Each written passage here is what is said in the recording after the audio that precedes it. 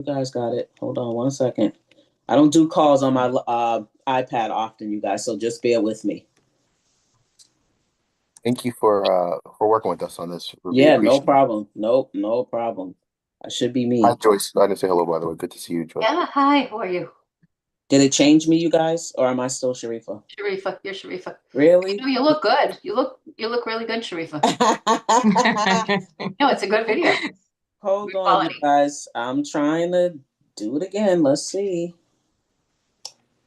Yeah, saying I did it, but it's not reflecting that. Uh, I don't know, you guys.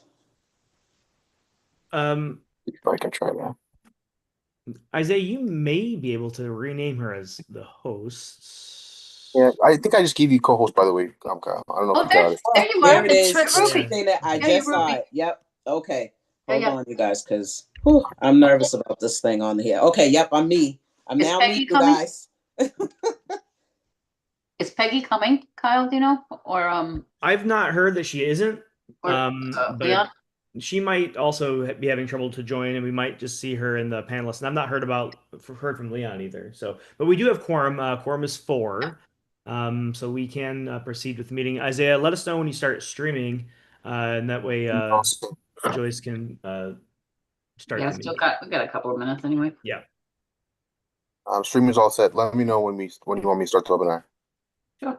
As soon as it goes to 30. Okay. Thanks. I'm getting used to this new role as this You're the host. this The host computer is the host. computer.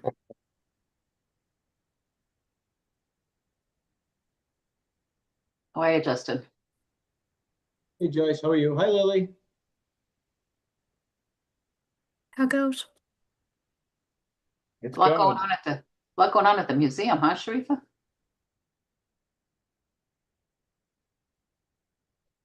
Yeah, we just did the big after dark event with Isaiah, the Great Brockton Professionals. That was a huge hit. Good, good. Yeah, very busy day. Ready, Isaiah? Yes, I am.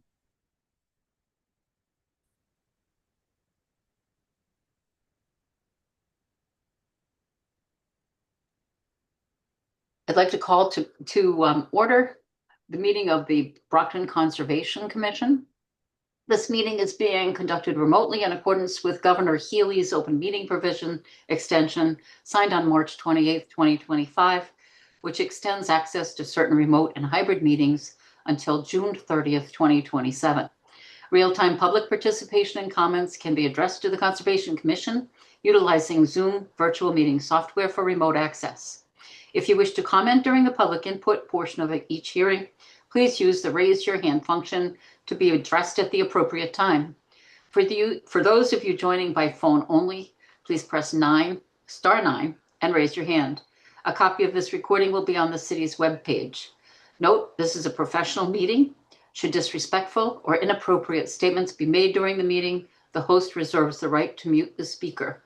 All votes taken during this meeting will be done by roll call vote to ensure count accuracy. Commissioners, please state your first and last names in order that we might establish quorum for this evening's meeting. Ruby Clay. Peggy Curtis. Lily Green. Tarifa Map. Justin Talbot. Leon Edwards. And Joyce Forrest. And quorum is established. Thank you.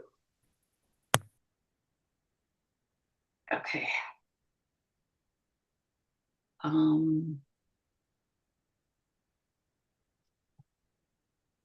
Did you want to announce, Kyle, the withdrawn filings? Yeah, we can start with that. Okay. Would you like me to? If you'd like, sure. Sure. So at the applicant's request, the notice of intent for work at 651 Belmont Street was withdrawn. Just for everyone's information, that development will still be proceeding. They just no longer need to file with the Conservation Commission. They were able to demonstrate to the commission that FEMA had removed them from the flood zone, so they are no longer in bordering land subject to flooding, therefore not under the jurisdiction of the Conservation Commission. Okay, the next item on the agenda is commission matter meeting minutes. Did everyone get a copy of the minutes that were sent out by Isaiah? I did read through them pretty carefully. I have a few edits. Does anyone else have any edits that they'd like to present? I don't. I was actually depending on you for those edits. I did read through it, but and probably not as thoroughly as you did. Okay. Just a few things. The first one is under a meeting of last month, it should be reworded to state that the motion was made and seconded to accept the meeting minutes with changes discussed, because there were just a couple of changes discussed. So those minutes should be accepted with those changes. Okay. Got it. Okay. Number 3, 31 Otis, just mentioning because it is required that a butter notifications and DEP file numbers were verified, and that there were extensive comments from DEP that were read by Agent Holden.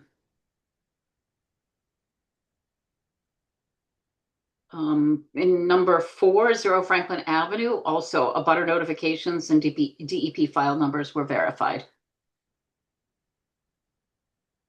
What else? Okay, number 5, 23 River Street, again, a butter notifications and DEP file numbers were verified. The next one would be number 7, 91 Debbie Road Extension. Sentence number 6 says, this fence impedes wildlife movement. And I'm not sure that we really determined that it did. And it's up to the commission, but perhaps if we change it to could potentially impede wildlife movement, that might be more accurate. Yes, I thought that is what we said. Okay. Number 8, which is 10 Peckham Avenue. It just said that the motion was made and seconded to deny the certificate of compliance for 10 Peckham Avenue without like an explanation or until. So I thought perhaps we might add until updated site plans are received and visible appropriate conservation markers are in place. That would be why the denial and what we expect. If you would all, vote on this afterwards. And the last one is 651 Belmont Street. A DEP file number has not yet been assigned, and there were no requests for public comment. Other than that, they were spot on, Isaiah. Thank you. Thank you. Yeah. Thank you. Thank you. So commissioners, I don't know if you have any discussion about those things, how you feel about those edits, if you think they're okay or not.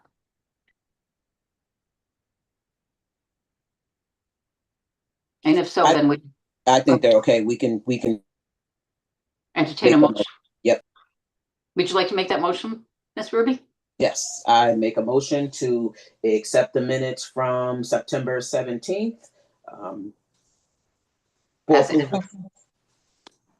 think it needs I'll to say second as that. discussed. Yeah.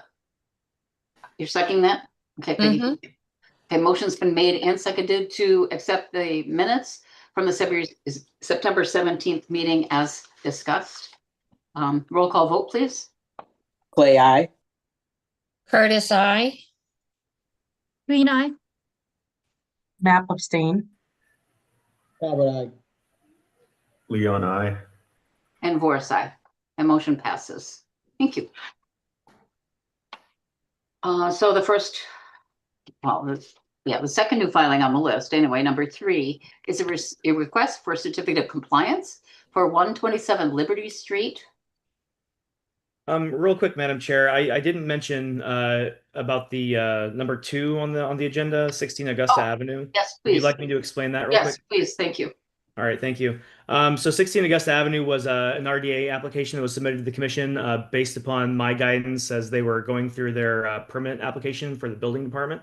I misidentified that the property was in the flood zone, but it actually is not.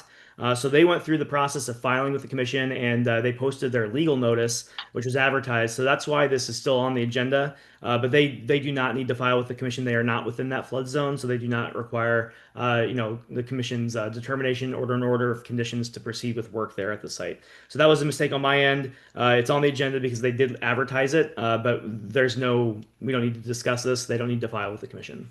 Okay, good. Thank you.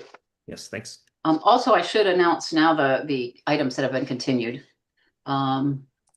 That way, if anyone is here from the public and expected to address any of these items, you'll know that they've actually been continued until the next meeting, and that next meeting is November 19th. Number 6, 940 Belmont Street. Number 7, 549 Copeland Street. Number 8, we'll talk about afterwards. Number 9, 0 Hammond Street. Number 10, 68 12th Street. Number 11, 196 Manley Street. Number 12, 484 Pleasant Street. Number 13, 1824 Main Street. Number 14, 985 Belmont Street. Number 15, 31 Otis Street. Number 16, 0 Franklin Avenue. And number 1723 River Street. The last 2 were at the applicant's requests. And commissioners, if someone would make a motion to continue those items until the next meeting. I make a motion to continue the items as stated to the November 19th meeting. I'll second that. Motion's been made and seconded. Roll call vote, please. Clay, I. Curtis, I. Green eye. Map I. Talbot, aye. Leon, I. And Boris, aye. That motion passes. Thank you. Okay, now we can get on to the first, item on the agenda for discussion anyway is a request for certificate of compliance at 127 Liberty Street. Kyle, you have someone to promote? I don't see anyone in the attendees for this. If there is anyone in the attendees list that is here to speak to this, please raise your hand and we can promote you.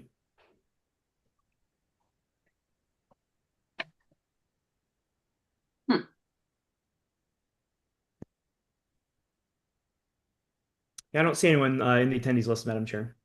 Okay, then Agent Holden, please, if you can direct us to the information. I did submit a report to the commission, kind of reviewing this property. In short, and I'll try to keep this as brief as possible. This is a project. This property, 127 Liberty Street, has been has had ongoing work there under an order of conditions for about 16 years. So this is a very long project life. It began because the property owner received an enforcement order for unpermitted work without an order of conditions. They came to the commission and received an order of conditions for that unpermitted work around 2010. They proceeded with work there, did work beyond what was approved in that order of conditions, received 2 subsequent enforcement orders for that unapproved work, came back to the commission and received an amended order of conditions. That was around 2017. I don't have my documents pulled up here, but this is all in the agent report. And then around 2019, the applicant applied for a certificate of compliance at that point. The commission denied issuance of a full certificate of compliance, a complete certificate of compliance in 2019. And basically at the end of that, I reviewed the minutes for that meeting where this item was discussed in 2019, and I reviewed the agent report. And the commission's decision at that point, based upon the agent's recommendations, was to issue a partial certificate of compliance for the building that had been constructed, but everything else that wasn't the building was not kind of certified as being completed as according to the plan, with the expectation that the applicant would file a new notice of intent permitting all of this unapproved work and allowing them to do restoration work and things in the buffer zone within the next 2 months. This is as of October of 2019. And if they didn't receive that, then the commission decided at their 2019 October meeting that they would issue an enforcement order. To my knowledge, neither the notice of intent was filed, nor did the commission follow through on issuance of the enforcement order. Fast forward to 2023, I came on with the city as the new agent. The applicant reached out to me, and we did a site walk, and I provided them some guidance as to what they would need to do to file for a certificate of compliance again. That was based solely upon the 2010 order of conditions. I was unaware that the amended order was even issued until I was doing a deep dive into this project last week. So there's just a lot of history with this site. Ultimately, again, a detailed report is in my agent report, but ultimately, I think that there are significant issues with the site. There's a lot of work that has been done that's never gotten explicit approval from the commission that ought to be approved after the fact, at least with an after the fact notice of intent filing. In addition to things like that, that includes a couple buildings that are not even present on the site plan, the as-built plan that they've submitted to us, but they are present on site. In addition to that, there's a water main that I found when I was walking the site last week that does not appear on the as-built. So there's a lot of stuff that has already been in place that needs to be permitted after the fact, and we can do that through the after the fact notice of intent filing. In addition to those issues with what was built when, with or without commission approval, there are a lot of environmental issues that are of concern here. Throughout this whole process, it's been noted that there is a pervasive invasive species throughout the whole site. At one point, the commission requested that the applicant provide the commission with an invasive species management plan and follow through with that management plan, and we've not received anything for that. There was some compensatory storage that was required for building within the floodplain, and I don't think that was done at least it wasn't done. Um, the applicant has not demonstrated that it was done to the performance standards. I guess we'll say that, keep that short. There's also some things that were some tree plantings, or about 40 trees were supposed to be planted around an IDW in the middle of the site, and those never happened. So there's just a lot of things that never happened. Monitoring, invasive species management, floodplain restoration, that we need to make sure that they do, and they do correctly before we can issue that certificate of compliance. So ultimately, after reviewing all the materials, my recommendation is going to be the same that it was that Agent Shabe presented to the commission in 2019. I think at this point we should not be issuing a certificate of compliance for this project, and we should require an after-the-fact notice of intent be submitted to the commission covering all of the items that have been built on site that haven't been explicitly approved under the previous order of conditions. In addition, we can wrap in all the work in the bordering land subject to flooding, that floodplain restoration, or remediation, whatever. All the invasive species management, and then if the commission wishes to move forward with the tree plantings around the IVW, I think all those things should be done before we issue a certificate of compliance. And at this point, the commission has a couple options. We can give the applicant a couple weeks or a couple months to put that notice of intent together, or the commission can move forward with an enforcement order tonight, kind of at your discretion. Thank you. Yeah. Commissioners, what do you say? I say we go with the denial and issue the enforcement based on the findings and recommendation Kyle just mentioned, and the fact that this project is that old and we kind of really haven't seen a lot of activity on this. I think in all fairness, we need to have the request made accordingly. Filing a new notice of intent with the as-built conditions as we have asked, and based on the items that Kyle has stated in the report. I agree with Ruby, and I'm also concerned with the shed with all the road salt in there, and that specifically was told not to have that at all, and then for them to have a whole shed full of it, that's just a blatant violation, I think. Yeah, and the shed in particular never has appeared on any sort of plan set, even the as-built. That shed does not appear on the as-built that was submitted to the commission. Do you Not have a that a map? shed. Do you have a Yeah, map that the aerial, what would you like to see? Would you like to see the the as-built, map that, is it the map that shows what's there right now? Do you have that? like the aerial photography map? Or where is the shed and where is it relative to the Yeah, transfer area, that kind of thing? I'll do a couple, I'll pull up a couple things here. Give me a moment, Okay. please. I know, and also Peggy, the the giant tanks of oil and hydraulic fluid, and I know. It's a nightmare, a total nightmare.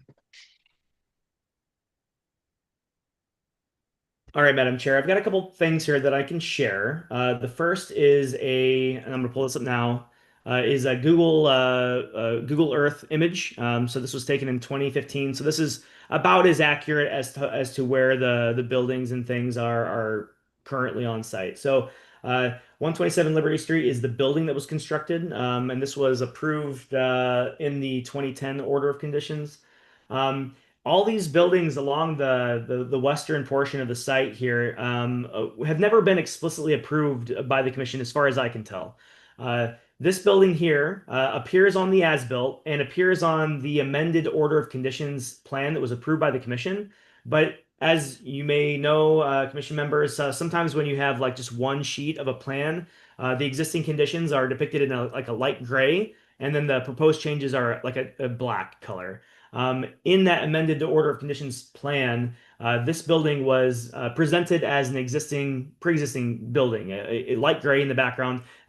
It wasn't called out in the narrative accompanying the amended order of conditions request. So that was really the amended order was really for a subsurface stormwater infiltration unit to be installed in this portion of the property here. So there's this building here. The shed that Commissioner Curtis was discussing is this structure here, and then this is an awning that has been constructed. Again, none of these two buildings appear on the as-built. I'm going to shift over to the as-built, And and this is what was presented or given to the commission as the as-built plan. This is dated 2019.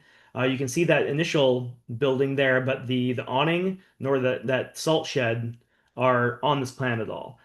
So there's a lot of stuff that was done here without commission approval. Even if the commission were to approve it, it needs to be officially permitted through an order of conditions and through the applicant filing a notice of intent. where is the property boundary off to the left? So that's changed. This property did extend all the way over to the left side of Coesit Brook here, but the original order of conditions dated 2010 required that the applicant or the property owner deed that over to the city. So there's a new property line that kind of runs somewhere through here. That to the left of that line is now city-owned property, and to the right of that is 127 Liberty Street. But those sheds are up against the buffer zone at least. Yeah, I mean, we can maybe look over here. There's a retaining wall, three to 5 feet high around the entire perimeter of the site here. And this shed is right here, right against the retaining wall. And it looks like it might be just outside of the 25-foot buffer. The wetland flags is this line here, and I think the 25-foot line is this solid line kind of right through here. So, Kyle, we don't have anything updated for us to have a real discussion about this project, right? Like everything we have is completely outdated and doesn't meet what it looks like now as to what was presented at the time we did the partial. The as-built hasn't been updated. So this is the same as-built that was submitted to the commission in 2019. In addition to this, the applicant has submitted new documentation to me concerning other outstanding comments of the order of conditions. For example, one of the special conditions required that a licensed professional inspect the part of the property that was to be deeded over to the city and confirm that no toxic materials were on site on that portion of the property. That has been submitted to the commission. We have that documentation. In addition to that, there is a floodplain replication area that's cut off here, but part of that is this portion of the property here. They did submit documentation certifying that that had been done, but the paperwork that was submitted to the commission and this plan here talks about square footage of floodplain replication.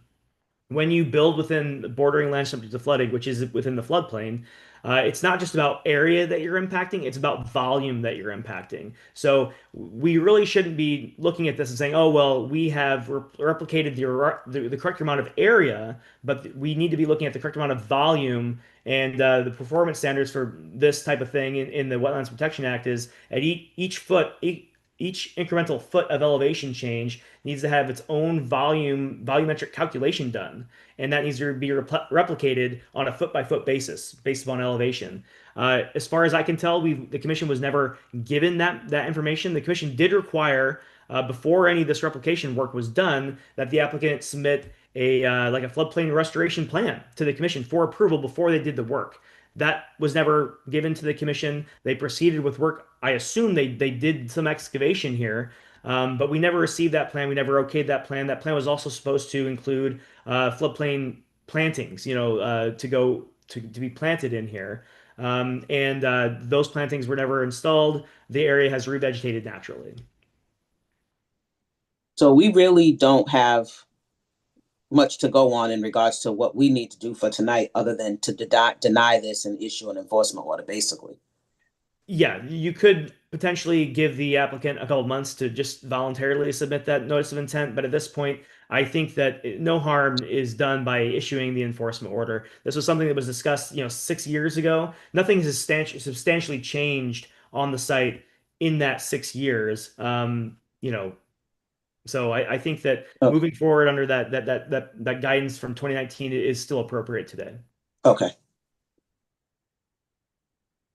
Would it be out of line to ask it to be reviewed by a peer review? I think that would be appropriate once we get that notice of intent. There's a lot here. It took me several days just to kind of pour through all of this and get some semblance of a timeline put together. And I'm sure I missed things, honestly. Each of the enforcement orders had different requirements that were, an enforcement order is a legal order, and those requirements are a legal requirement.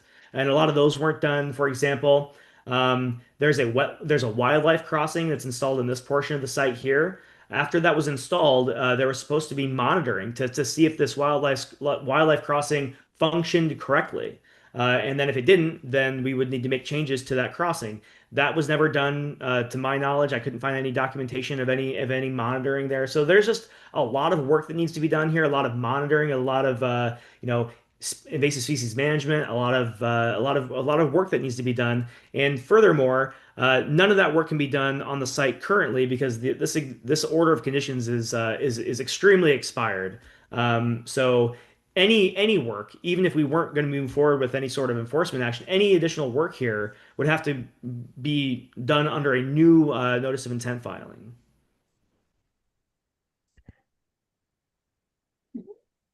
So my thought is we move forward with the enforcement. I mean, it's gone dormant. Nobody's done the initial submissions that were requested in the original. I mean, I think that might be the best way for us to go to get this where it needs to be. I think that would be appropriate. I think so. If the commission were to deny the issuance of this certificate of compliance, and then also vote to issue an enforcement order requiring an after the fact notice of intent documenting all site conditions that weren't explicitly approved by the commission under the previous order of conditions, and then in that notice of intent, we would also require them to do all of those environmental things, the wildlife crossing monitoring, the confirming that the floodplain, the cut and fill calculations there are up to standard, invasive species management, the additional trees that were not planted around this IVW, if that's the will of the commission. All those things can be wrapped in with that notice of intent filing. Any questions? Any other questions at all for Kyle? Madam Chair, I actually agree with Ruby 100%. I think we just deny the certificate of compliance. We issue a violation enforcement order, and Kyle's going to give them a laundry list of issues to fix, and then they come back to us. Mhm. Kyle, there seems to be, there was like a back and forth letter between you, and, where was it? What was the date on that?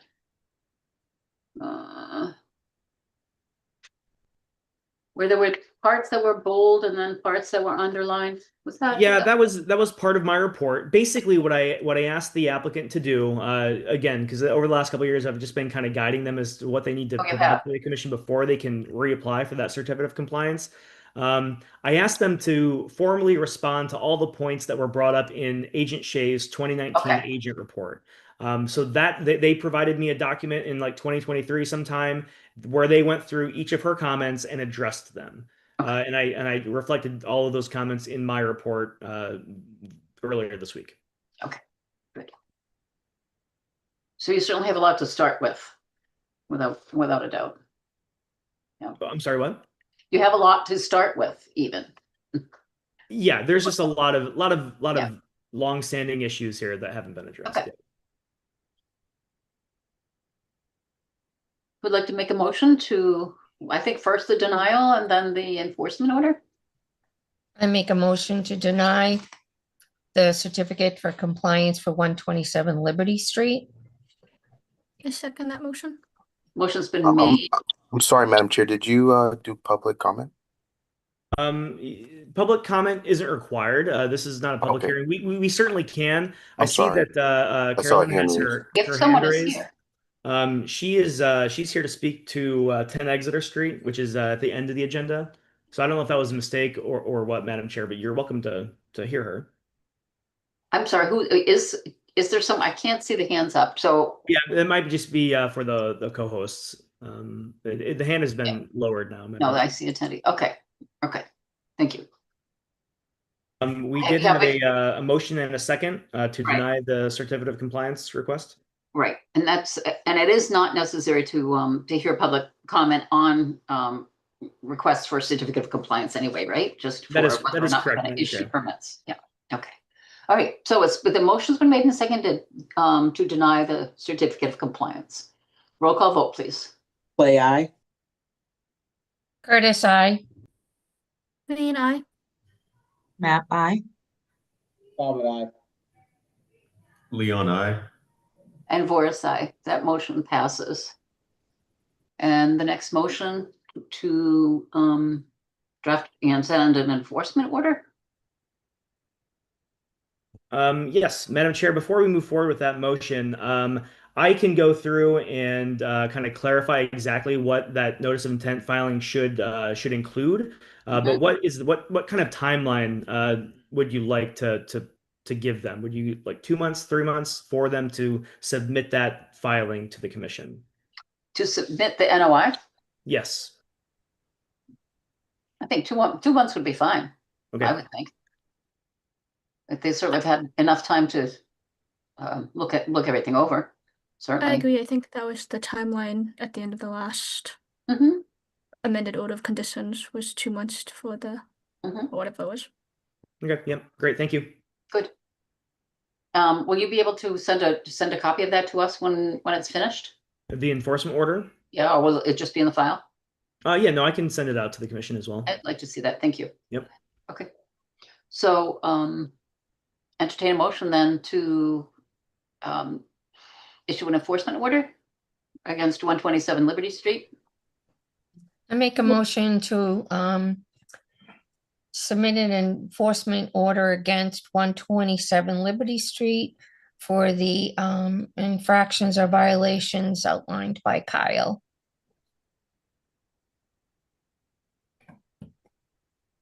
Is there a second?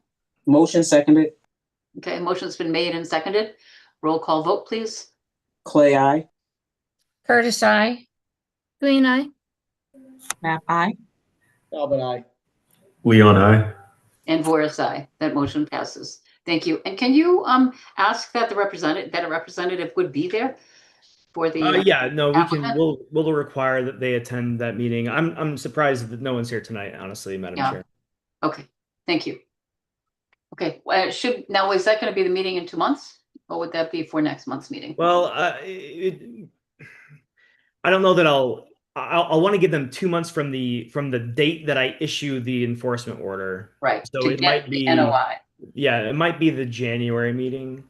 Should we ask to speak with them about the enforcement order prior to their even submitting the NOI? We can. So if you would like that, I can add that. Just to require their attendance at the November meeting to discuss, and then the enforcement order can, or the notice of intent can be due in 2 months or whatever from the date of issuance. Yep. Yeah, I'd be comfortable with that. Good, Okay. thank you. Yes. Thank you. Okay. Let's see, the next item on the agenda is a request for certificate of compliance for 940 Belmont Street. Fuel station construction. Mr. Faria, is Mr. Faria here? I don't see him. These.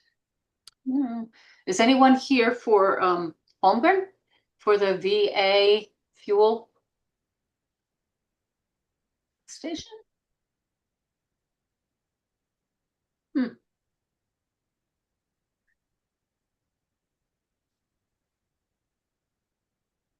Will that be continued, do you think? Yeah, I can give a quick update on the request. There were a couple of small items that they still needed to address as of my site visit last week. And I've not received any photographs or anything indicating that those items had been addressed. But in general, this is the fuel station out at the VA hospital. They received an order of conditions from the commission back in 2023. They've completed work. The site looks great. I do have a question for Scott when he is on here eventually from next month. Uh, at this point, though, my recommendation is not to issue the certificate of compliance and to just continue this item until the next meeting to allow them time to do the two remaining things that are required based upon the order, which are to install signage along the limit of work and then to remove the erosion controls. Outside of that, the site looked great. It was built according to the approved plan, and they just need to do those two small things, and then they can get the certificate of compliance at next month's meeting. Okay.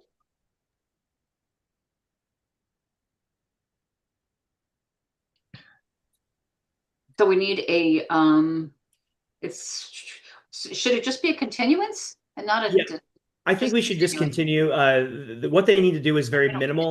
They thought they might even be able to get it done by tonight. Yeah. So if we continue, I'm certain that they'll have it all squared away by next month. Okay. I make a motion to continue 940 Belmont Street to the 11/19 meeting. I second that motion. Motion's been made and seconded to continue the VA fueling station to the November meeting. Roll call vote, please. Clay, I. Curtis, I. Green eye. Tap I. Hubbard, aye. Leon, I. And Boris, aye. That motion passes. Thank you. And we were going to ask, I think we were going to ask Scott about number 8. Yes, he's Mr. Ferre is not in the attendees list tonight, Madam Chair. Okay. So commissioners, number 8, I didn't mention that as a continued item per se. I said we would check on this, but for 0 Lawton Avenue, the representative was going to be Holmgren Engineering. It says waiting on applicant response to the peer review from April 9th. So that's like more than 6 months they've had the peer review and they haven't responded to it.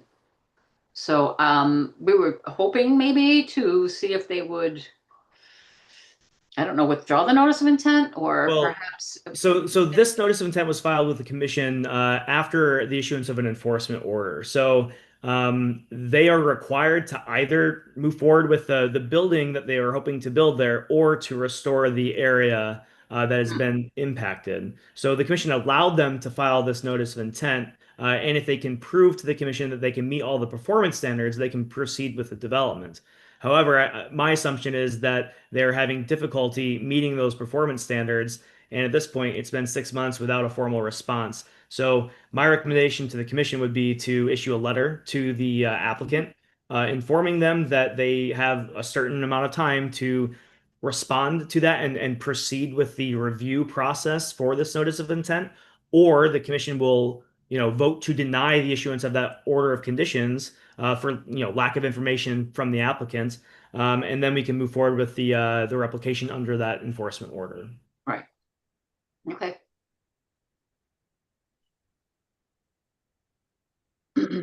And so that would be a vote. Is a vote required to issue that letter? I don't think a vote's required to send a Okay. letter, but at the will of the commission, I will do that. What kind of timeline do you think? 1 month to respond? 2 months? What would the 1 commission month, see? 1 month 1 to month. respond. November 11th meeting.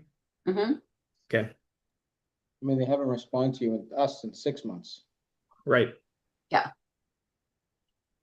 Good. All right. Well, I will follow through with that email or that letter, and I'll post that in the file for everyone.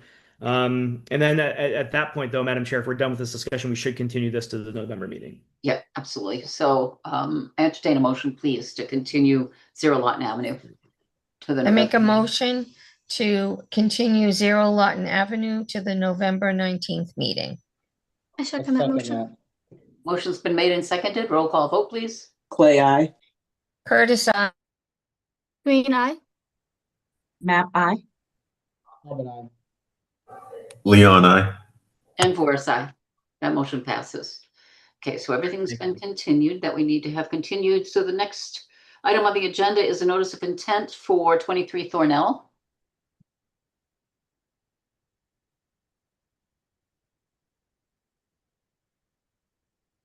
GCA. So that would be Yeah, that's the representative. Yep. So I promoted Anthony with GZA to kind of present the project to the commission.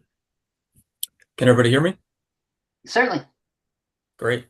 This is Anthony Damiano with GZA Geoenvironmental here tonight on behalf of Sorry, may I interrupt real quick here? As we open the public hearing for the notice of intent, Madam Chair, we do have to confirm a couple things. Yes, DEP file number and a butters notification. Abutters were properly notified. I did receive the green slips, and they did issue a DEP file number for this earlier today. Good, good. Thank you. All right, thank you. Sorry for the interruption. No problem. Thanks, Kyle. Again, this is Anthony Damiano with GZA Geoenvironmental here tonight presenting on behalf of Eversource for a project located at 23 Thornell Street. It's associated with the nearby and adjacent MGP site on the adjacent parcel, and proposed work involves a minor excavation, approximately 500 square feet within uplands of impacted soil. These are aromatic hydrocarbons, impacted soils associated with that MGP site, and Eversource has based on sampling conducted by GZA has identified these areas as elevated levels of contamination that they'd like to remove from this isolated location. Anthony, I hate to interrupt, but what is an MGP site? So that is, and forgive me, I'm not the engineer, but that is a listed site on the state register. I can get you that. Oh, I can look it up. I'll dig that up real quick. Yeah, I could probably look it up. I just had never heard of the term before. Thank you. You said MGP? Manufactured gas plant. That I was just gonna say Oh, manufactured gas plant, right? Beat me to it. Thank you very much. okay. Thank you. So we are accessing the area from the end of Thornell Street on the north side through the gated fence owned by Eversource. And we're actually gonna, great, thank you. The red access area, which will be matted by using timber matting to avoid ground disturbance in this area. We'll place that after we install erosion controls as shown in brown on the eastern side of the site. Just a corner of that by that flag A7 is within bordering land subject to flooding. Mhm. But again, that'll be temporary with that timber matting, and no permanent impact is involved with that area. And as you can see, the area is the proposed excavated area is within a few of those buffer zones. It is an isolated vegetated wetland. I conducted the delineation earlier this year and looked for an outlet. We did not see one that connected hydrologically to the Salisbury Plain River, and deemed it a isolated feature, seasonally flooded. It actually gets fairly deep in the spring when I was out there in May and earlier that spring as well. And we felt that filing a notice of intent was necessary, just due to the nature of the work and proximity to this feature. You can see that excavated area in white. It's that diamond kind of kite-shaped polygon in the southern portion of the screen there. Like I mentioned, that's going to be approximately 500 square feet, and about 3 feet deep at its deepest portions. Excavated materials will be removed using that timber matting access and stored at the road if necessary, if not directly offloaded into a truck to be disposed of off-site. If they are stored temporarily on site, they will be on poly sheeting and stabilized and covered as necessary. But as you can see, that area is located outside 100-foot to that resource area. Mhm. Is that excavation area sloped? It's marginally sloped. It's actually mostly a flat bench area. There's some variability to it, but most of it is on a flat area. Okay. They will be restoring that with first gravel to fill in that deeper 3-foot section, and on top of that, and in the 1 foot to bring it back up to grade, will be brought in clean fill or soil loam. That's the word I was looking for. Clean loam. And then seeded with an upland conservation mix.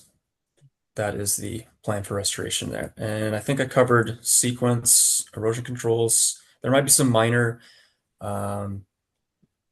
removal of vegetation just above ground surface, but we shouldn't need to disturb the ground, hence the matting. Just laying those mats down. There's some shrubs, very thin diameter, but and one tree removal involved that's called out right at the corner of the excavation area. Truthfully, it's not in the best shape anyway. There's about half of it is dead, but it is located right on the edge of our excavation area and would be compromised. I think that is about it. It's about 60 cubic yards if you're interested, and material will be removed off-site. Happy to discuss any questions. Anthony, that includes the timber matting, right? Once you guys finish using it to go in and do the work, you'll be removing that from the site as well, correct? Absolutely. Yeah, as soon as that work is done, I believe, and others on the call may be able to help me out with timeline if folks are interested, but I would anticipate a day of prep just to install that matting and erosion controls, maybe 1 to 2 days of excavation, and then another day of cleanup, restoration, and hauling any materials offsite. Good. There probably won't be any need to restore anything even under the mat with that short period of time, I bet. Yeah. Yeah, not anticipated. Especially if we just kind of lay things down flat, it should pop back up. We've seen that happen quite a bit for projects that have timber matting laying a lot longer than a week at most. Mhm. Thank you. That was very thorough. Kyle, did you have anything to add? No, I think the submission was very thorough, and we've covered everything. Well, I guess I do want to just comment briefly on the jurisdictional status of the resource areas that are relevant to the commission. So we did identify this wetland series A as an isolated wetland. There's a pretty substantial berm located to the right-hand side of this IVW between IVW and the Salisbury Plain River. And I did walk around this entire feature when we did our site visit, and I concur that this is an isolated wetland and not bordering to the river itself. So that means that the IVW is not an actual jurisdictional feature under the Wetlands Protection Act. Some communities have these protected under their local bylaw or ordinance, and the city of Brockton does not have a wetland ordinance. So this feature is not a protected resource area. So we do see 25, 50, 100-foot buffer zones around this feature. But in all actuality, this is not a feature that we have jurisdictional authority over. That is important to note that they aren't proposing any work within that feature anyway. But just so we're aware that this wetland is not a jurisdictional wetland. Secondly, the only actual jurisdictional resource area that will be impacted by this project is bordering land subject to flooding, which is this dotted line that kind of goes from the top of the screen down to the bottom. And the only impact there would be, we're going to be installing erosion controls to the east side of where that temporary matting is going to be. And then the matting itself would be placed partially within that BLSF area. As has been stated, no excavation will be done here. We're just doing vegetative clearing, installing the temporary matting, and then pulling that matting out. And then this area will be allowed to revegetate naturally. So there won't be any permanent impacts to the BLSF area. And given that, I think that the commission could certainly move forward with the issuance of an order of conditions now that we have received that DEP file number. Okay, thank you. Commissioners, any questions, comments? Nope, sounds like everything sounds good. I do have one potential special condition that the commission could consider.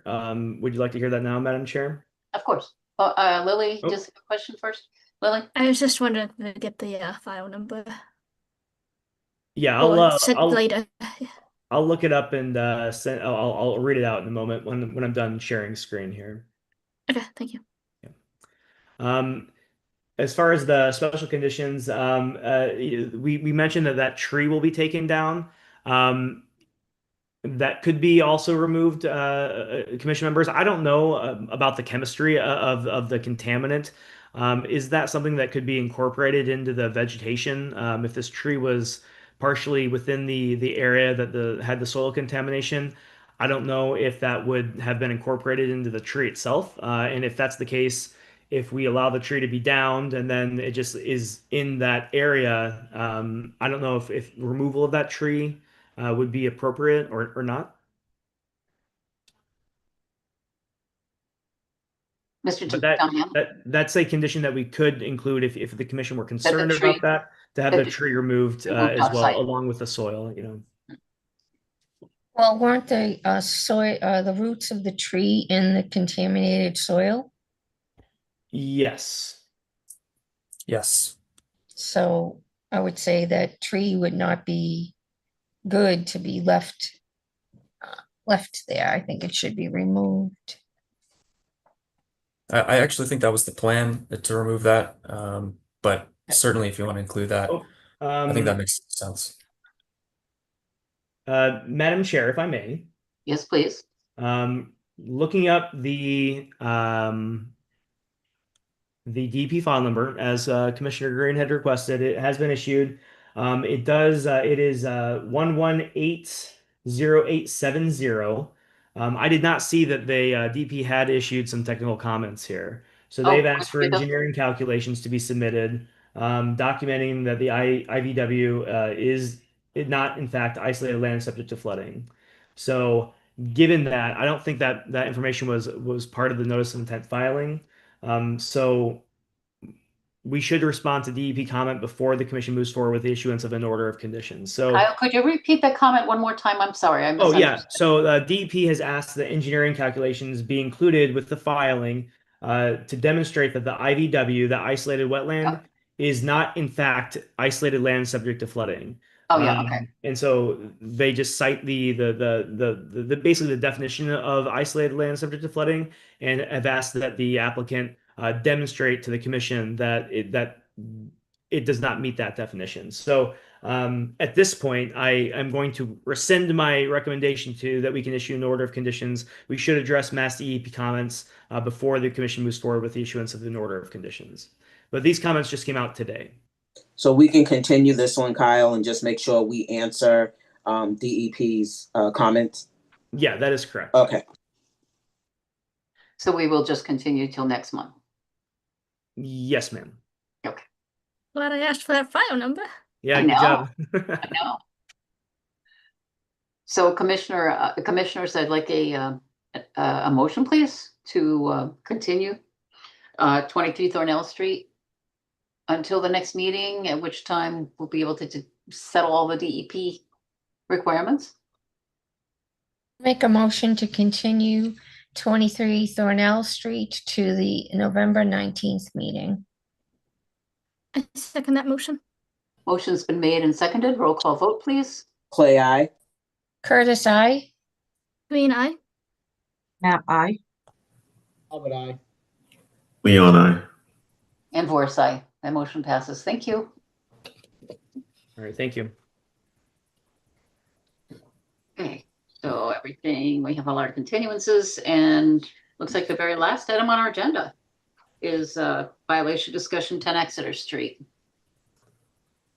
Yes, would you like me to give a kind of a rundown of Yes, please. Okay, so I was out in the area. This is a project that does have an order of conditions to rebuild a home at 10 Exeter Street.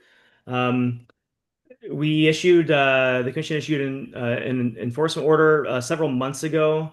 I don't have the exact date in front of me, but because the builder had excavated a basement at the home, and they had just dumped all that fill into the adjacent parcel, into the buffer zone to the wetland. They hadn't had that pre-construction meeting with me beforehand. They didn't have any erosion controls in place or anything. So that was what the first enforcement order was, that they install those erosion controls around the limit of work, and then also around the limit of disturbance, remove that fill. And then that first enforcement order did require that they plant that area of the buffer zone that was disturbed, according to a restoration plan that was submitted. Brad Holmes of ECR developed that plan, presented that plan to the commission. He is in the attendees list tonight, also, Madam Chair. Anyway, and that restoration planting was put in, I think, last week. So that's all squared away. But the issue and the reason that we're back before the commission again this month is because I was out in early September. I think maybe September 12th. I was out at a different site in the area, and I just decided to swing by 10 Exeter Street to see how things looked.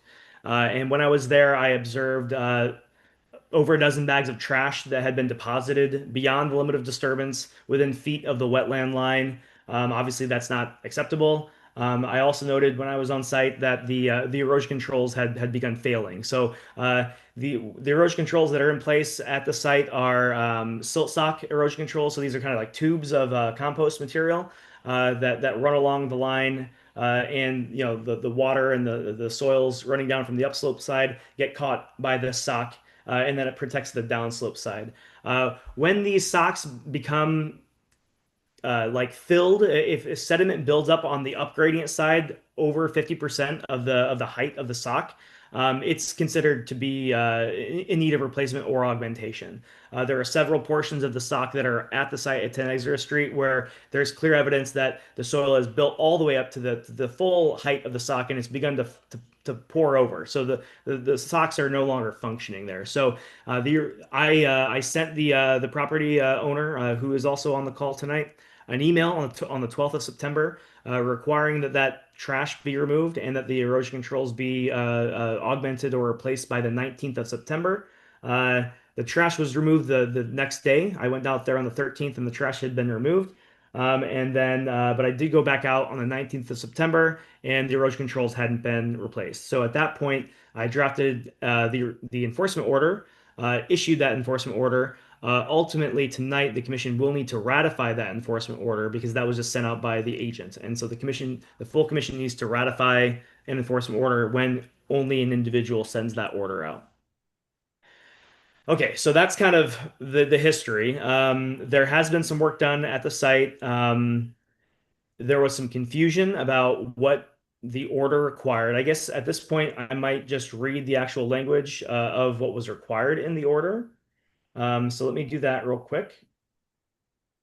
And again, this is the language that the commission would be then approving after the fact if you were to move forward with ratifying the order. So I've described the problem. And so an enforcement order, in addition to saying, hey, this is an issue, you need to give guidance as to what the commission is requiring. So that's what I will be reading off now. So one, erosion controls must be replaced in kind or augmented. And in kind meaning I wanted additional silt sock erosion controls. I didn't want straw wattle. I didn't want silt fence or anything. So erosion controls must be replaced in kind or augmented with with additional approved erosion controls on or before October 14, 2025. So that was yesterday. I wanted to be able to go out and confirm before the meeting tonight. Number two, a professional land surveyor shall be consulted to identify and flag the property boundary between 10 Exeter Street and the adjacent parcel to the west, identified on the City of Brockton Assessor's Map as 0 Center Street with parcel ID 156206. So this is, maybe I'll just pull this up now.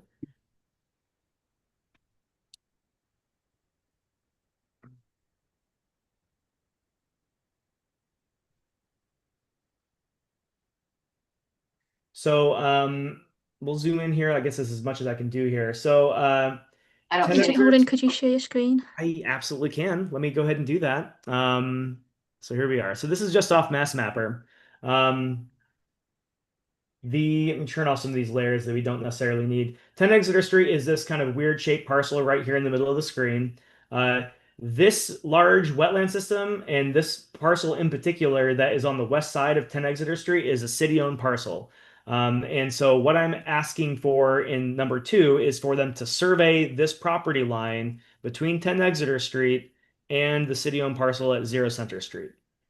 And all of this survey work is in support of installing a fence at an appropriate boundary that we're kind of going to define here as we go. So survey the property boundary. Number three, a professional land surveyor shall be consulted to identify and flag the approved limit of work associated with the 2024 order of conditions. And then finally, and that's just to keep all the work that's being done on the site within the approved limit of work. Fourth, professional land surveyor shall be consulted to identify and flag the 25-foot buffer zone to bordering vegetated wetland. I'll pull up the actual approved plan set here in a moment. Actually, I've got one at the very end of this order. But the intent here is, and I'm going to skip ahead to number six. I required in the order that a post and rail fence be installed along the entire property line between 10 Exeter Street and 0 Center Street, or the 25-foot buffer zone, 2 BDW, that would have been outlined and surveyed based upon the instructions previously. And this would basically be where I would imagine the commission would want the conservation markers that are required in the order of conditions to be installed. Based upon the proximity of the building to the property line and the history of this development of them encroaching beyond that property line, I thought a post and rail fence was an appropriate barrier between usable space at 10 Exeter Street and protected resource areas or the property line that they do not control. So that's what number six is describing where this fence shall be installed. The fence, according to my order, was to be installed as of yesterday. And then finally, all work materials associated with the development need to be located inside the limit of work. The trash that I observed, just material staging has been all over the place throughout this entire project. So that's why I wanted the limit of work to be identified as well. So that's what the order states. I got a call from the applicant last week with some questions about where this fence needed to be installed. So I went out to the site along with Isaiah, who is on the call with us tonight. And we spent about an hour and a half talking to the applicant's brother, describing where the fence needed to be placed. The survey of the property line had been done and flagged correctly. But the flagging of the 25-foot buffer zone wasn't very good or accurate. So Isaiah and I went out there and we flagged that 25-foot buffer zone. And then I had one of the associates from Holmgren Engineering who went out there to do the survey work. I spoke to him later on that day, and asked him to go back out with some spray paint and spray paint that line and then that 25-foot buffer zone. And he did go out and do that on, I think, maybe Thursday or Friday last week. At the end of the order of the enforcement order, I included kind of a map of the site. And my line here that I've drawn is where I've said, according to the enforcement order, where this fence needs to be installed. So it's along the property line at 10 Exeter Street, between 10 Exeter Street and the city-owned parcel, or the 25-foot buffer zone to the BVW, whichever is farther from the BVW. So there are portions down here where the 25-foot buffer zone is interior to that city-owned parcel. It doesn't actually go upon the 10 Exeter Street. So at that point, just marking the property line between 10 Exeter Street is sufficient. And that's also where the limit of work was originally.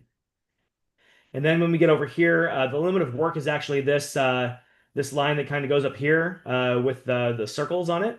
But because the site is so constrained anyway, I thought that we might consider putting the markers at the 25-foot buffer zone rather than the limit of work.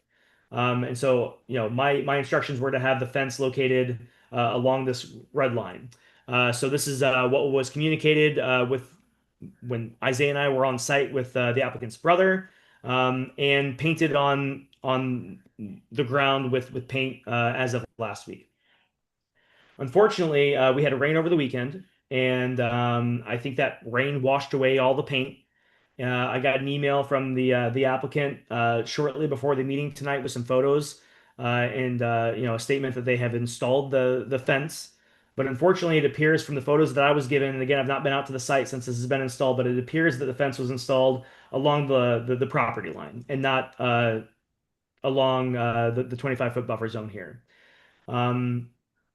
Additionally, I don't think that the fence goes actually on the property line. I can share some photos with you in a moment, but it looks like the fence was installed about a foot back from the property line into the city-owned parcel, into this buffer zone restoration area that's already been planted. So unfortunately, it looks like the fence is not in the correct location, and we can discuss all this as the commission as we go through here, but that's kind of my assessment just based on the photos. So at this point, I'd like to go and share some photos that I took last week, and then share the photos that the applicant shared with me today. And then at that point, we can let them kind of speak to the commission after you guys have a discussion. Thank you. Does that seem appropriate? Okay. Mhm. So here are the photos. So I went out there on the 10th and took these photos, but the flags were actually flagged on the 9th. So here's the line, basically where the property line is. To the right is the restoration area. To the left is, it's kind of complicated. The post that you see here in this photo is actually the corner of the lot of 10 Exeter Street. There's kind of like a public way, 10 Exeter Street. It functions as the driveway for 10 Exeter Street, but it's not actually land owned by 10 Exeter Street. It's a public or a private way. It's a roadway. But I wanted the fence line to continue because effectively no one else is going to be back here other than the people that ultimately purchased 10 Exeter Street. And I wanted them to not think that the space over to the right of this line was usable space for them. So this line goes kind of partially through some of the restoration area. And then we're looking along the home here, and you can see that the foundation is feet away from this post here, and that's also this is where the property line is, and it goes straight through about here, and then it starts to curl up to the right of this image where you can kind of see these these kind of pink flags through here. Those are the flags that Isaiah and I put in the 25-foot buffer zone. So we will continue on. And this is just a closer shot of that 25-foot buffer zone. I do want to note here that it does cross over this erosion control here. The fence line should have gone over here, and then it would terminate at this stone line about midway up this portion of the property line.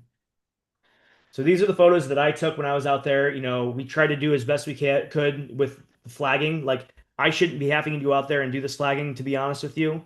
But I did do that, and then I went and had the surveyor go back and paint this line in an effort to facilitate the correct installation of this fence.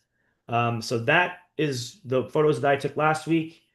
These are the photos that were submitted by the applicant today. And you can see here, there's one of the flags here, and the fence is set 1.5 feet back from that into the restoration area. Unfortunately, it's set in concrete, so that's a problem.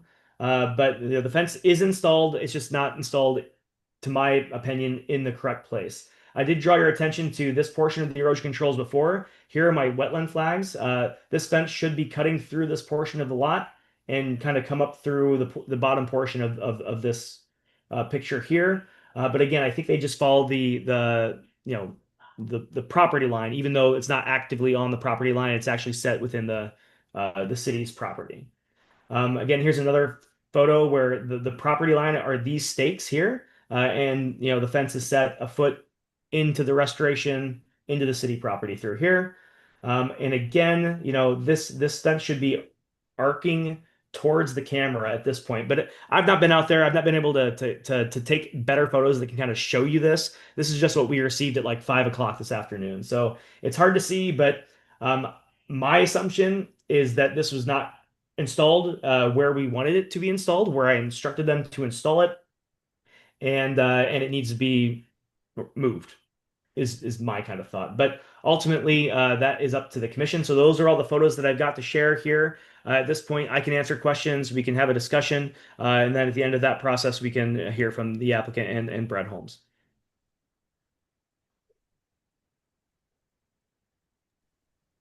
Is there a language issue with this property owner?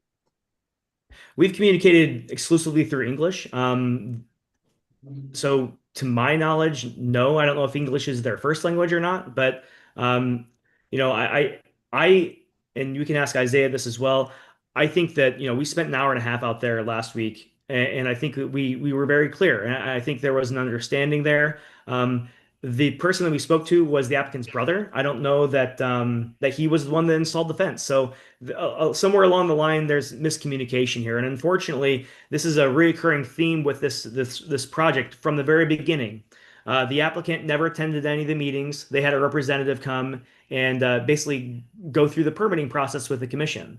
That applicant apparently, sorry, not the applicant, that representative apparently didn't convey all the required information to the applicant, and they just moved forward with the construction of this property without even reading the order of conditions, as far as I can tell, because they didn't do anything. They didn't even have erosion controls installed when they began construction. And I only saw the erosion controls are only installed to this day because I saw the construction from the road as I was driving by, and I was like, wait a minute, I've not been out there. So there was an enforcement order to deal with that. But it's one of these things where then when we issued that first enforcement order, Brad Holmes came and presented the restoration plan on the applicant's behalf. And then again, tonight, this is one of the reasons why I specifically asked the applicant to attend the meeting tonight, so she can understand why this is a problem and be here firsthand and have the discussion with the commission rather than going through this game of telephone that we don't even know if the message has been received at the end of the line here, right? So that's kind of the concern. She is on the call tonight. We can talk to her in a moment. So I'll throw it back to the commission. Yeah, I think she needs to be here or see and talk in person with someone from the commission, because obviously with these violations and things keep getting violated over and over again, something is not connecting. Yeah, and she's in the attendees list. If the commission doesn't want to discuss anything now, we can certainly promote them. Yes. I would like to see them promoted, please, and then we can talk more. Thank you. All right. I promoted both Brad with ECR. He's the kind of the consultant, and then Caroline is the property owner who applied for the order of conditions. Hi, Mr. Holmes. Good evening, members of the commission. Brad Holmes with ECR. So helping out with this project and listening to the discussion. As far as where we stand today, the restoration work and I believe the installation of the erosion controls have been completed. I haven't been out to see the augmented erosion controls, but and Kyle might be able to give a better answer on that, but I think they've been installed. I know the restoration work is complete per the plan. We put together a completion report and added that to the file. So I think that the main points of what the commission is concerned with has been completed in the sense that the buffer has been restored, the site has been cleaned up, the erosion controls are in place. The fence is the second part of the enforcement order, and obviously looking at the photos and description from Kyle, there's a disconnect there, but that's something that will have to be, now that's the task to remedy that situation. We'll have to get, that's a property line issue, so we'll get the surveyor involved again and then relocate the fence. So I think, yes, it's disappointing that they did that work, and I think they've been trying to meet the commission's deadlines and follow through with what the demands are. And maybe if we had some more coordination, we wouldn't be looking at a fence that may be in the wrong location. But I think we can remedy that. That's the only remaining item that we need to respond to. It's not like we haven't restored things and we have a erosion issue. So I will coordinate with the team and the surveyor and Kyle, and we'll come back to the commission. And I think at some point, I assume there's an as-built plan requirement, so that, which would be a necessary part to a request for certificate of compliance. Yes, that is correct. So after the fence is installed, right? So that would be something that we'll be looking to do anyway. So obviously the fence will have to be in the right position. So we'll have to work on that. But I think the other components of the project have been completed. I know there has been issues throughout the project, but I think now the site is stabilized, the buffer zone is restored, and the remaining issue is to get the fence installed in the right location. They're working towards it. Okay, thank you. Arlene, do you have anything that you might want to add? I have a comment, Madam Chair. The emails that I received from the applicant earlier today said that the erosion controls had been ordered and they were to arrive tomorrow. So I've not been out to the site, nor has Brad. Okay. I'll go over the next couple of days and confirm that installation. But to my knowledge, I do not believe the erosion controls have been installed yet. The new erosion controls. We did coordinate. The silt sock is a little bit harder. It's not something that can be, immediately installed. Well, I know I did give her, Carlene, some advice on contractors that can install that fence, and she was working on it. Okay. The silt sock, I meant. All right. Thank you. Brad, can you add like silt sock on top of the silt sock that's there? Like if things are piling up behind the silt sock on the upland side? Yeah, you would just install the sock in front of the existing sock. The full line doesn't need to be done. Some portions of that sock have been compromised, so that in that portion you could break it back and install a new sock in front of it. Okay. Thank you. Carlene, would you like to speak to the commission? She would not accept the promotions. I don't know that she's intending to speak tonight, but Commissioner Green does have her hand raised. Okay, Lily, thank you. Good evening. I had a couple questions for you, Mr. Holmes. One was with the installation of the new sock. You said you'd put it in front of the old one in the spots, where it's compromised. I was wondering, like, the sedimentation that has built up and the sedimentation that's kind of overflowed, what happens to that sedimentation? So any sedimentation that's in front of the sock would be raked back on the up gradient side. Put the new sock in, and if there's any sediment that has escaped and is on the other side, of the sock, we'd certainly have to clean that up. I didn't see it when I was out, but I haven't been there since the heavy rainstorm that we had recently. Okay.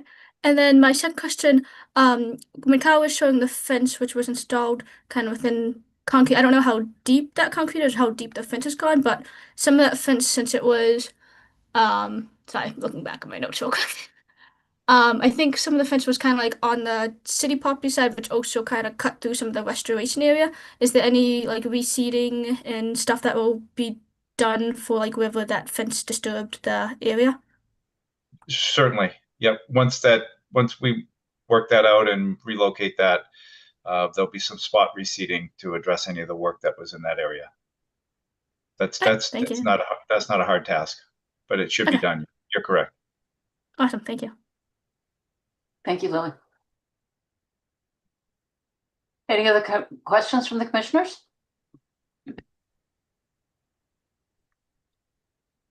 I do. So are we still ratifying the enforcement until this is Yeah, done? the order does need to be ratified. The Okay. commission can augment, change language, or whatever at your discretion.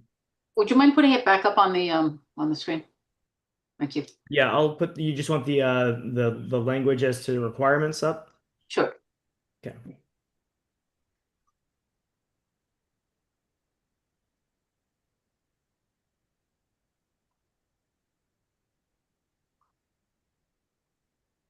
So this is the text of the order as far as requirements go.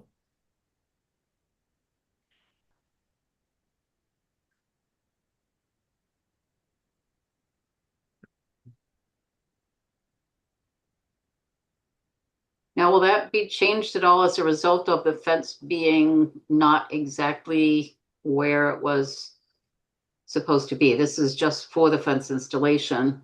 Mm-hmm.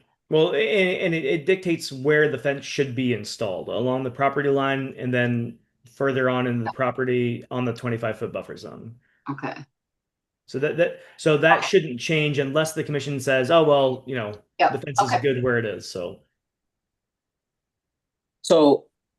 in regards to the erosion controls that haven't been done yet, are we extending the date to give them time to get that done since they're ordered and en route for delivery? Is that our understanding?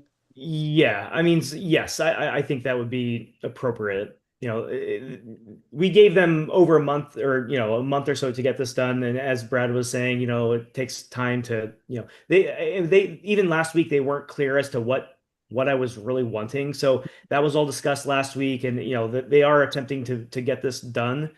So I think extending that deadline and we can reassess things next month maybe. Okay. I wonder how everything did with that was pretty severe storm. Yeah, right. Commissioner Clay, if your question is, should we revise that date to Yes. something else other than October 14, I would say no. Okay. The order as it is what good, is standing. Okay. If we change that, then we'll have to go and resubmit. Oh yeah, and no. whatever. But this is if they haven't met that deadline, that's between the commission and that individual. It doesn't mean that we need to redate this. Okay. All right. I just wanted to make sure we didn't have to redate anything, with the expectation that if we move this to the next meeting, that this work and what's expected is delivered as stated in the enforcement. Yeah. I don't think there's a need to change, to modify those dates. Okay, that's fine.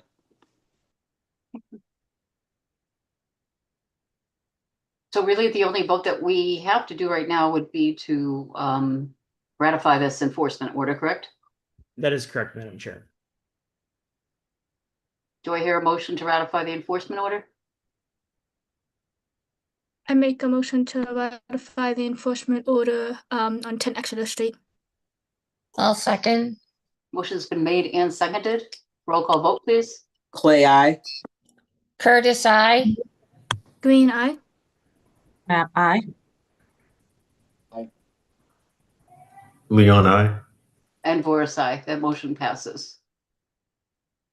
Thank you, All right, members of the commission. I'll work with Kyle and we'll address the last items here and get a report into the commission and be ready for the next meeting. Okay, that's wonderful. Thank Great. you. Sounds good. Thank you, Thank Brad. you. Thank you. Thanks very much. Okay. I think that's it for the evening. That's it. Yeah. Good. Good. I'll make the motion to adjourn. Motion that seconded. Okay, roll call vote. Clay, aye. Curtis, I. Green eye. Nap eye. Talbot, aye. Leon, I. And Vora's aye. Bye-bye. Bye. Have a great Commissioners, I one. want to congratulate you for the quickest meeting you guys have ever had. Light work, it was sort of dense. If there was Thank never any more goodness. development, it'd be very quick. Oh. Yeah. Bye, Miss Carly. Carlene. Good night, everybody. Night, Good everyone. night. Bye-bye.